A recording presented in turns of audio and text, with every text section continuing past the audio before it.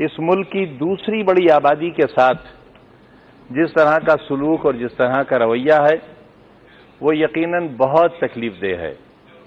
मेरे जैसा व्यक्ति जो एक यूनिवर्सिटी का फाउंडर है, एक ऐसा मेडिकल कॉलेज बनाया है, आप देखेंगे तो राष्ट्रपति भवन शायद अच्छा न लगे, जहां बच्चे पढ़ेंगे, जहां प्रधानमंत्री जी बैठे हैं उस जैसा हो। तकरीबन 500 एकड़ जमीन पर एशिया का लगभग सबसे खूबसूरत विश्वविद्यालय है और ये मैंने इस तरह बनाया है मान्यवर, हाथ और दामन फैलाकर। मेरे बच्चों के 4 CBSE बोर्ड के स्कूल चलते हैं, 300-350 रुपए की फीस लेता हूं। जिनके माँ बाप नहीं हैं उन्हें मुफ्त पढ़ाता हूं, उन्हें ड्रेस मुफ्त देता हूं, उन्हें किताबें मुफ्त देता हूं। माँ बाप में से एक नहीं है तो 50% कंसेशन है। सड़क पर पत्थर तोड़ने वाला, रिक्शा चलाने वाला, मजदूरी करने वाले का बच्चा और बच्ची पढ़ता है तो मात्र 20 रुपया दिए जाते हैं। लेकिन इसी आजादी में मेरे जैसे व्यक्ति के साथ जो बर्ताव हुआ उसने आजादी की सांसों को बहुत कम कर दिया। इसलिए मैं कहना चाहता हूं आपसे कि बार बार 1947 का जिक्र हुआ है, यहां आजादी के 70 सालों का जिक्र हुआ है। हमारा बहुत विवाद है कांग्रेस से, बहुत नाराजगी है। मुरादाबाद से लेकर अयोध्या तक बहुत से सवालात हैं जिसका जवाब नहीं है उनके पास। लेकिन ये नहीं कहा जा सकता कि सिर्फ विकास का काम इन्हीं 5 वर्षों में हुआ है। विकास बहुतों ने किया है। जब देश आजाद हुआ था तो हमारे पास लकड़ी के पहियों की गाड़ियां थीं, हमारे पास इतने भी हथियार नहीं थे कि 47 के बंटवारे में जो खुरेजी हो रही थी उसे हम रोक सकते हों। बहुत आसान है किसी पर कटाक्ष कर देना, लेकिन सच्चाई की आंखों से भी देखना पड़ेगा मान्यवर। और मैं ये कहना चाहता हूं सदन के उन तमाम साथियों से और उत्तर प्रदेश के जो जीत कर आए हैं वो मुझसे व्यक्तिगत तौर पर वाकिफ हैं, और मैं इस सदन में कहना चाहता हूं कि मेरे पूरे राजनीतिक जीवन में अगर सुई के नोक के बराबर भी कहीं बेईमानी, रिश्वत और कोई भ्रष्टाचार या व्यक्तिगत रूप से किसी के साथ कोई ज्यादती की हुई सरकारी कलम के साथ हो तो मैं अभी इसी सदन को छोड़ने के लिए ऐलान करता हूं। मैंने सुना नहीं, वरना मैं आपका जवाब दूंगा। मैंने मान्यवर बहुत साफ सुथरी जिंदगी गुजारी है, वरना इतना लंबा राजनीतिक सफर तय करने के बाद मैं देश की सबसे बड़ी अदालत में खड़ा हुआ नहीं होता। मैं उन उठने वाली आवाजों से भी कहना चाहता हूं कि 47 में बंटवारे के वक्त हमें हक था पाकिस्तान जाने का, आपको नहीं था। हमें हक था, लेकिन हमारे अजदाद ने यह तय किया कि यह वतन हमारा है। हमारे अजदाद की कब्रें हैं यहां, हमारे बुजुर्गों के मज़ारात हैं यहां। जामा मस्जिद है दिल्ली की, ताजमहल है, किले हैं, हमारे बुजुर्गों की यादें हैं, और यही आज धरोहर है हमारे भारत की। वही लोग गद्दार हो गए, उन्हीं का नाम लेकर सड़कों पर मारा जाने लगा। हम अपनी मर्जी से रुके थे, हमें किसी ने जबरदस्ती नहीं रोका था। जो अपनी मर्जी से रुके उनके लिए आज ही सदन में यह कहा गया कि जो वंदे मातरम नहीं कहेगा उसे भारत में रहने का अधिकार नहीं होगा। बहस वंदे मातरम की नहीं है। मेरी बात तो सुन लें आप, मेरी बात सुन लें, हो सकता है आपको शर्मिंदगी हो। बात वंदे मातरम की नहीं है मान्यवर। अगर कानून की बात करूं तो सुप्रीम कोर्ट कहता है कि वंदे मातरम के लिए मजबूर नहीं किया जा सकता, सबसे बड़ी अदालत वो भी है। लेकिन अगर आपने इतिहास पढ़ा हो, रेशमी रुमाल तहरीक, हिंदुस्तान को आजाद कराने के लिए कितने उलमा ने फांसी के तख्ते चूमे थे, कितने लोग मारे गए थे। देश में न जाने कितनी मिट्टी की पहाड़ियां वो हैं जिनमें हमारी लाशें आज भी सड़ गई होंगी, लेकिन उनमें दफन है।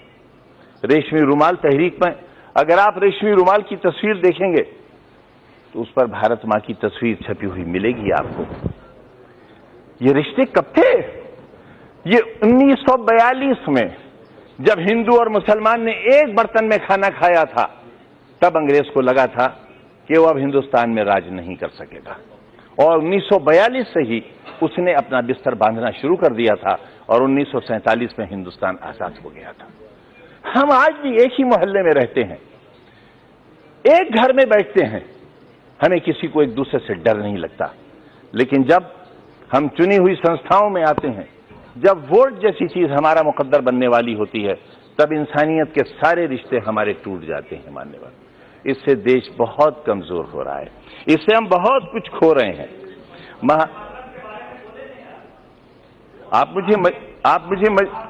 आप मुझे मजबूर तो नहीं करेंगे?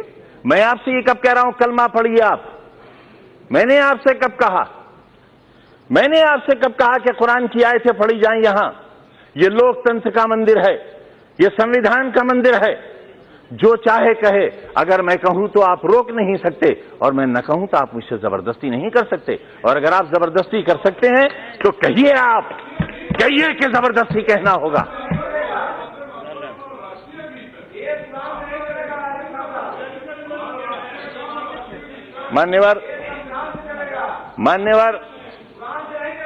मान्यवर संविधान से चलेगा, यही तो हम भी चाहते हैं, यही हम चाहते हैं। अगर संविधान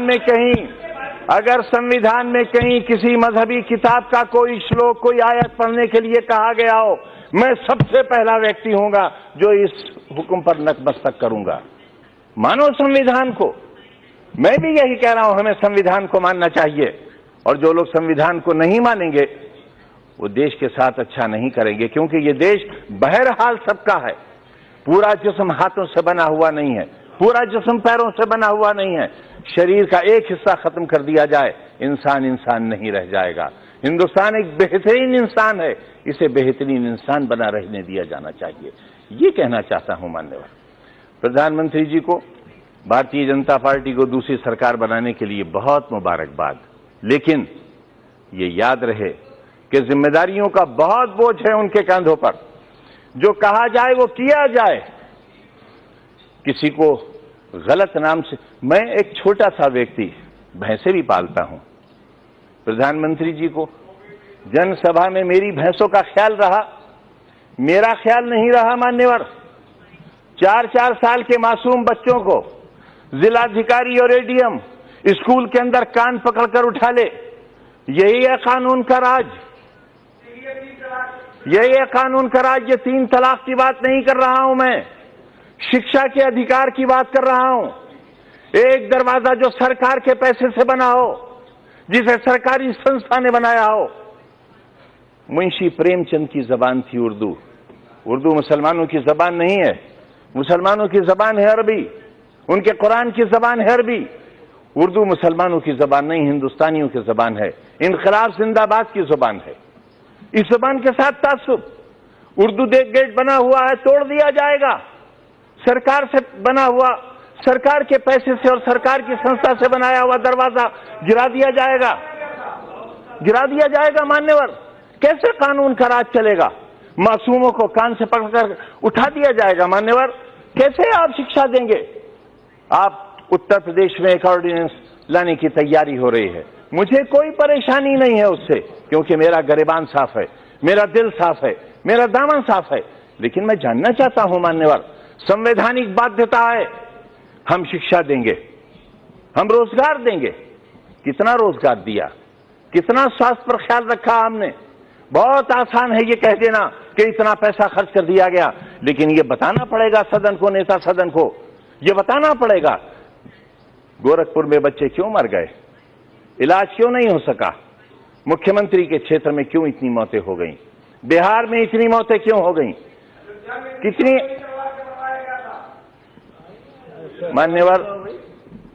मान्यवर, जब तक ये ज़हनियत नहीं बदलेगी, मेरे जैसे लोगों का सर्वाइवल बड़ा नामुमकिन हो जाएगा।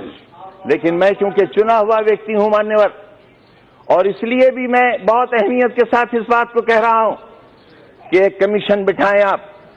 लोकतंत्र के इस पर्व पर जो हुआ है मेरे यहां, 15 दिन तक बराबर एडमिनिस्ट्रेशन ने जो नंगा नाच किया है, मारा है लोगों को, बहुत एक वर्ग के लोगों को। रामपुर शहर के अंदर, स्वार के अंदर, टांडा के अंदर, दड़ियाल के अंदर आप बिठाएं कमीशन। हमारा भी रोल देखें, जिला अधिकारी का रोल भी देखें। शौकिया मारा है लोगों को, दरवाजे तोड़कर घुसे हैं लोगों के अंदर। 77,000 रेड कार्ड दिए हैं पुलिस ने दरवाजे के अंदर घुसकर, और 77,000 परिवारों से यह कहा कि वोट डालने के लिए नहीं निकलोगे। जहां 77,000 परिवार वोट डालने के लिए नहीं निकलेंगे, लोकतंत्र कहां बाकी रह जाएगा? कैसे? अगर ये झूठ है मान्यवर, ये भी नोट किया जाए, कमीशन का हिस्सा माना जाए इसे। अगर 77,000 परिवारों को रेड कार्ड देकर वोट डालने से वंचित न किया गया हो, तो जो सजा ये सदन चाहे तय कर ले।